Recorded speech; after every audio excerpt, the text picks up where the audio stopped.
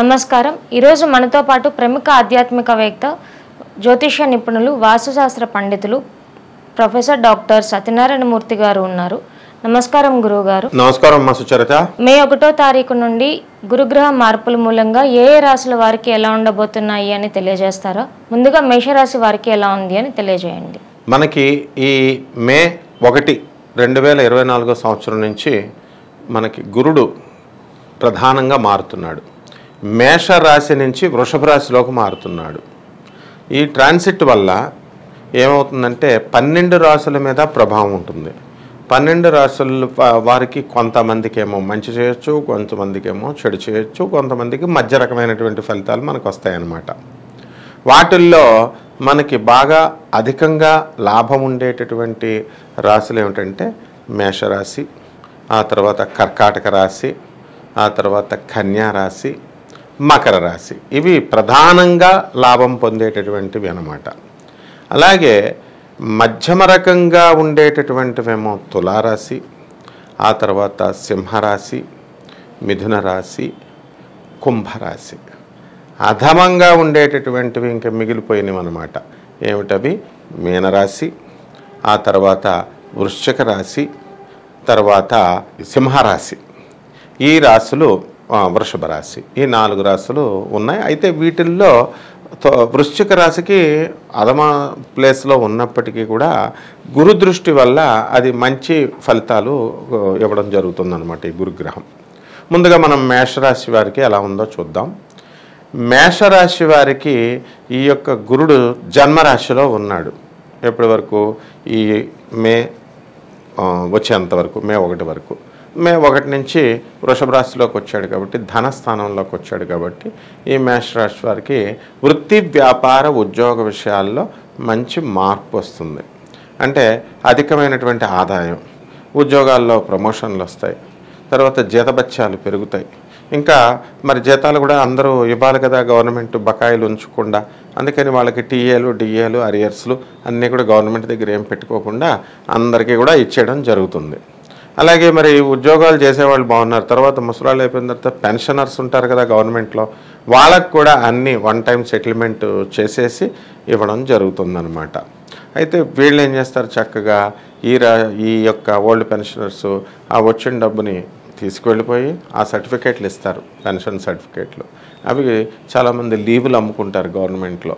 అలాగే ఈ యొక్క సర్టిఫికేట్స్ని వేరే గవర్నమెంట్ ఎంప్లాయీ చేత షూరిటీ పెట్టించి బ్యాంకులలో మళ్ళీ కొత్తగా అప్పు తీసుకుంటారు. ఒక 5 లక్షలు 10 లక్షలు తీసుకొని వాళ్ళ పిల్లలకి ఇచ్చేయడం. ఇలాగా ఆ మేషరాశి వారి ఒకళ్ళకి పెట్టేటటువంటి స్థాయిలో ఈ వృత్తి, వ్యాపార, ఉద్యోగ విషయాల్లో ఉంటారనమాట. ఇది మొదటిది ఎకనామిక్ ఫ్రంట్లో. ఇక రెండవది కేటగిరీ ఏంటి? విద్యార్థుల దగ్గరికి వద్దాం. ఈ స్టూడెంట్స్కి ఎలా ఉంటుందంటే, మనకి లాభములో ఉన్నటువంటి శనిగ్రహ ప్రభావం వలన బద్ధకంగా ఉండేటటువంటి వాళ్ళంతా కూడా ఈ గురుగ్రహ మార్పు వల్ల చక్కగా వీళ్ళు చదవడం ప్రారంభిస్తారు. చదివితే ఆటోమేటిక్గా స్కూళ్ళు, intermediate, college education and university లెవెల్స్లో వీళ్ళకి మంచి మార్కులు రావడానికి అవకాశాలు ఉంటాయి. అలాగే షష్టమ స్థితిగతుడైనటువంటి కేతుగ్రహ ప్రభావం వలన వీళ్ళు విదేశాలకు వెళ్తారు. ఈ స్టూడెంట్స్ అంతా కూడా వాళ్ళు కోరుకున్న చోట్ల విశ్వవిద్యాలయాల్లో వాళ్ళకి సీట్లు రావడానికి అవకాశాలు ఉన్నాయి. అలాగే వీళ్ళు ఇతర సాఫ్ట్వేర్ ఉద్యోగస్తులు, ఇతర ప్రైవేటు జాబులు చేస్తున్నటువంటి వాళ్ళు ఉంటారు. వాళ్ళందరికీ కూడా చక్కగా విదేశాల్లో ఆఫర్స్ అనేటటువంటివి వస్తాయన్నమాట. సో ఈ మేషరాశి వాళ్ళకి ఈ విధంగా ఉంది. ఇక రైతుల దగ్గరకు వద్దాం. రైతుల పరిస్థితి యావరేజ్గా ఉంటుంది. చేపల, రొయ్యల చెరువులు, మటన్లు, చికెన్ షాపులు ఇలాంటివి నడిపేటటువంటి వాళ్ళు, అలాగే foreign exports and imports business, ఉప్పు చేపల వ్యాపారం దగ్గర నుంచి చక్కగా పైన సముద్రం ప్రొడక్ట్స్, సెంట్లు, పెర్ఫ్యూమ్స్, ఆ ఫారిన్ నుంచి వచ్చేటటువంటి సామాను, అలాగే ఇక్కడి నుంచి వెళ్ళేటటువంటి డ్రగ్స్ అంటే మందులు, మామూలు పౌడర్ అనమాట, మెడిసిన్స్లో వేసే పౌడర్లు, ఇవన్నీ కూడా చైనాకి ఎక్స్పోర్ట్ చేసే బిజినెస్ వాళ్ళు ఉంటారు చాలామంది, విదేశాలు తెచ్చుకుంటూ. అలాంటి వాళ్ళ బిజినెస్లన్నీ కూడా బ్రహ్మాండంగా ఉంటాయన్నమాట. ఇక ఈ ఎలక్ట్రానిక్స్ బిజినెస్ రంగం కొంచెం డల్గా ఉంటుంది ఈ మేషరాశి వాళ్ళు చేసేటటువంటి వాళ్ళు. అలాగే సాఫ్ట్వేర్ ఉద్యోగాలు చేసేటటువంటి కంపెనీలు పెడతారు కదా, ఆ కంపెనీల వాళ్ళంతా కూడా కాస్త వాళ్ళకి ప్రాజెక్ట్స్ కొత్త కొత్త ప్రాజెక్ట్స్ రావన్నమాట. ఇకపోతే ఈ సినీ సంగీత సాహిత్య రంగాల వాళ్ళు ఉంటారు. వీళ్ళకి మనకి చక్కగా ఈ యొక్క శుక్రుడు 31 మార్చి తర్వాత నుంచి ఈ యొక్క వరుసలో మంచి స్థానాల్లో మీనరాశిలో ఉండడము, ఆ తర్వాత మేషరాశి నుంచి వృషభ రాశిలోకి కూడా ఆయన రావడము, ఇలాంటి ట్రాన్సిట్ వల్ల ఏమవుతుందంటే చక్కగా సినీ సంగీత సాహిత్య రంగాలలో ఉన్నటువంటి వాళ్ళందరి పరిస్థితి బాగుంటుంది. ఇప్పుడు వంటలు చేసేవాళ్ళు ఉంటారు, వాళ్ళు కూడా ప్రమోషన్స్ వస్తాయి. మంగళ షాపులు వీళ్ళు ఉన్నారు, ఆ బిజినెస్లు కూడా బాగుంటాయి. ఇనప బిజినెస్ ముఖ్యంగా ఐరన్ స్క్రాప్ బిజినెస్ నుంచి వెల్డింగ్ షాపులు ఇవి అవి బయట ఆటోమొబైల్స్ స్టీల్స్ ఇలాంటి ఇండస్ట్రీ పాత ఇనప సామాన్ వ్యాపారం చేసే వాళ్ళంతా కూడా మంచిగా ధన సంపాదన చేసి కుబేరులు అవ్వడానికి అవకాశాలు ఉంటాయి. ఆ విధంగా స్త్రీలు, ఇక ఈ మేషరాశి స్త్రీల దగ్గరికి వచ్చేసరికి వీళ్ళకి ఏమవుతుంది, స్త్రీలకి కొంత మమ్మల్ని గుర్తింపు కావాలి అని కోరుకుంటారు సహజంగా. ఎవరైనా ఏదో ప్రత్యేకమైన సినిమా యాక్టర్ల గుర్తింపులా కాకుండా మా హస్బెండ్ మమ్మల్ని గుర్తించాలా, మమ్మల్ని అడిగి సలహాలు చేయాలా, మా అత్తగారు మా ఆడపడుచులు మమ్మల్ని అడిగి పని చేయాలా, అలాగ కాకుండా మామూలుగా ఉంటే అట్లా అనే ఒక అసంతృప్తి ఉంటుంది. ఈ అసంతృప్తులన్నీ కూడా తీరిపోతాయి గురుగ్రహ ప్రభావం వల్ల. బ్రహ్మాండంగా ఈ గురుగ్రహం వీళ్ళకి ఆ గుర్తింపుని వీళ్ళకి ఇస్తుందన్నమాట. కాబట్టి ఈ విధంగా ఈ వృషభ రాశి వాళ్ళంతా కూడా అన్ని రంగాల వాళ్ళు, రాజకీయ నాయకులు ఉన్నారు. ఇప్పుడు ఎలక్షన్స్ టైం, అసలే ఈ యొక్క మేషరాశి వాళ్ళకి ఎలక్షన్స్ టైం. మరి ఈ మేషరాశి వాళ్ళంతా కూడా గెలవడానికి అవకాశాలు, రాజకీయ రంగాల్లో ఉన్నటువంటి వాళ్ళకి అవకాశాలు ఉన్నాయి. ఇక ఈ వర్గం ఆ వర్గం అని లేదు, అన్ని వర్గాల వారికి కూడా సంతృప్తికరమైనటువంటి మార్పుల్ని గురుగ్రహం తీసుకొస్తుంది. ఇక ఎన్నో సంవత్సరాలుగా మాకు పెళ్ళిళ్ళు అయిపోయినాయండి, 10 సంవత్సరాలు అయిపోయినాయి, 12 సంవత్సరాలు అయిపోయినాయి అనేటటువంటి వాళ్ళు ఉన్నారు. వాళ్ళకి సంతానం కలగట్లేదని ముఖం మీద చిరునవ్వు రావడం లేదు వాళ్ళకి.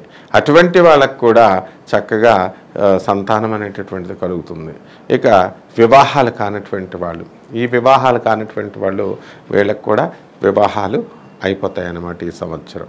కాబట్టి ఈ ఎవరికి అనంటే ఈ revenue department, police department, income tax, commercial tax, ఈ మున్సిపాలిటీ, ఇలాంటి జ్యుడిషియరీ ఇలాంటి డిపార్ట్మెంట్స్లో పనిచేస్తున్న వాళ్ళకి ప్రమోషన్స్ రావడము, అదనపు ఆదాయ మార్గాలు రావడము, ఇవన్నీ కూడా ఉంటాయన్నమాట అమ్మ. మరింత మెరుగైన ఫలితాల కోసం మేషరాశి వారికి ఏమన్నా పరిహారాలు ఉన్నాయా గురువుగారు?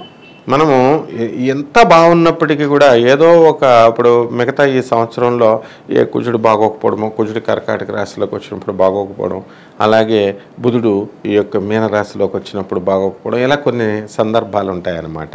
అటువంటి వాటికి మెరుగైన ఫలితాల కోసం ఈ మేషరాశి వారు ఏం చేయాలంటే రాహు జపం చేసుకోవాలా, రాహు స్తోత్రాలు చదువుకోవాలా.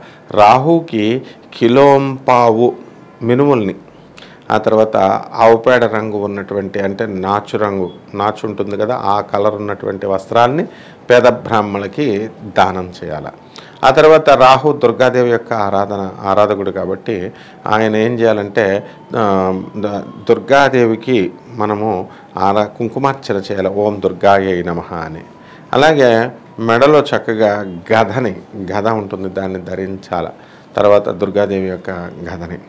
అలాగా మనము ఈ రాహు కోసం మనం కొంతగా జమ్మి చెట్టుకి చుట్టూ ప్రదక్షిణ చేస్తూ, మరి శనికి ఈక్వల్ ఫలితాలు ఇస్తాడు రాహు కాబట్టి ఆ జమ్మి చెట్టు చుట్టూ 11 ప్రదక్షిణలు చేస్తూ ఆ చెట్టుకి నీళ్లు పోసి మనం కనుక పూజించినట్లయితే ఈ యొక్క రాహు దోషం వీళ్ళకు పోతుంది. అండ్ నెక్స్ట్ ఏంటంటే ఇంకా మెరుగైనటువంటి ఫలితాలు రావడానికి అవకాశం ఉంటుంది. ధన్యవాదాలు గురువుగారు. ధన్యవాదాలమ్మా.